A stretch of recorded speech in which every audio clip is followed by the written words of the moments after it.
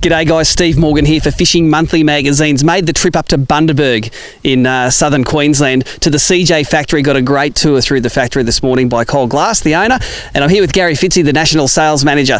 Gary, this boat here, the Predator King, was launched at the Brisbane Boat Show. The first one lasted one day, but we've got it before the customers got it to take it for a test here and to see how it goes on the water. It's a mean boat, isn't it? Yeah, the new Predator King. This one's a new design, so we've gone to a 5mm bottom. We've gone to a slightly deeper dead rise in this one. We got 5mm transom, 4mm sides, massive 2.45 metre beam, and 220 litre fuel tank. Now this one's tricked up a little bit, so it's just about ready to go to the customer. So we've got all the electronics in, but I'm really keen to get this one out on the water myself. I haven't given this one a blast, so you and I both get to have a play with this one.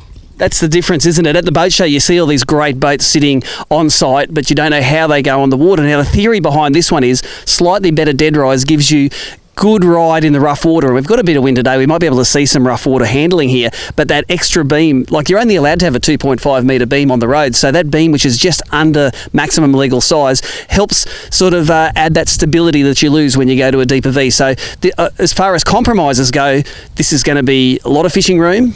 It should be comfortable on the water, and it shouldn't rock and roll a lot because of that wide beam. Yeah, and we've gone to the heavier bottom as well. That offsets the deeper V, kind of lowers your centre of gravity, so it makes for a little bit more stable boat when you go to that deeper V. So in this configuration, we got a 610, but it's about 6.3, 6.4 overall length, and then we've got the folding T-top in that massive centre console. So a little bit, I can see out there, a little bit of chop. We'll see if we can't get some.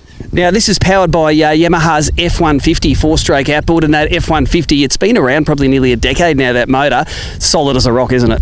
Yeah, can't fault it, and it's a perfect combination for this one, and, should push it along really nice. Now, on the smaller CJ boats we've tested, I've noticed we've had C-section trailers. This is sort of a step up from this. Is the bent aluminium I-beam trailer. No expense spared for this hull, is there? No. So this is beautiful. Fully welded trailer. In the I-beam, these things really are bulletproof. And I guess you'll get to have a sticky beak when we push it off. Get a nice close look at it. Yeah, that's what we love doing at Fishing Monthly. We love getting the new product out on the water and testing it so that we can let you know how they go.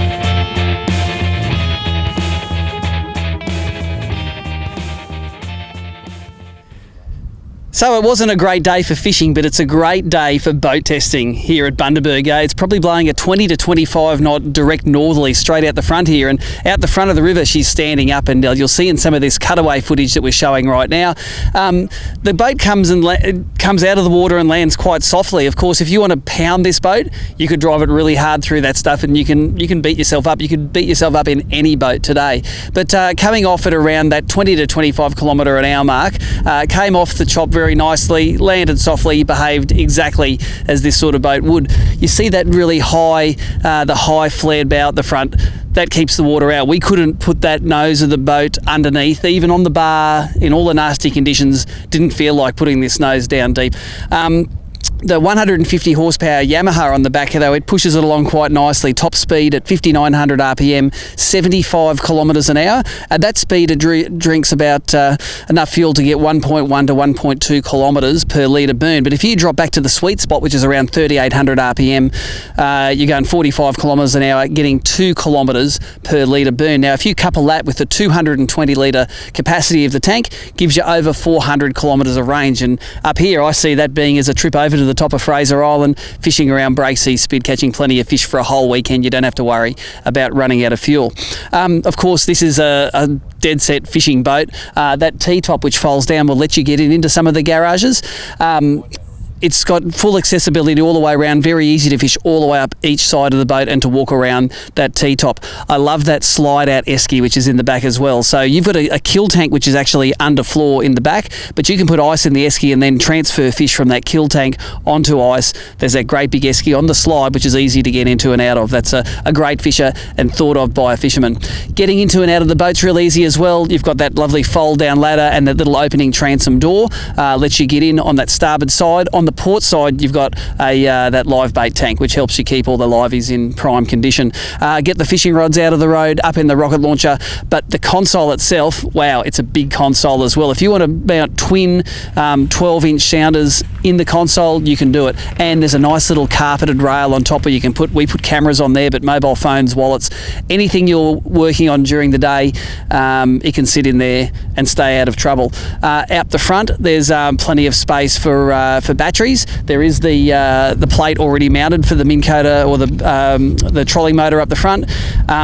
Already set up to put that sort of gear on if that's what you want. And more nowadays you see these boats that are capable of offshore work wanting to have one of those autopilot style electric motors on there. Of course, built in Bundaberg, we did a factory tour this morning. These guys make a boat to last. You will not buy a CJ that falls apart on you. They over-engineer everything. They make it to fine tolerances, and they actually train a lot of their welders in-house rather than in a local TAFE because they want to be able to weld aluminium properly.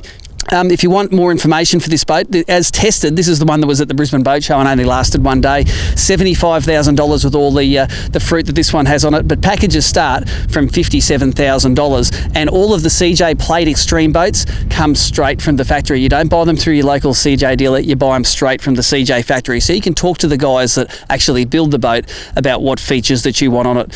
For more information, go to cjboats.com.au, and they're very active on social media, so on Facebook like CJ Boats. But finally, we had a great day to test a boat. We gave the Extreme boat some extreme testing out there, and it came through with flying colours.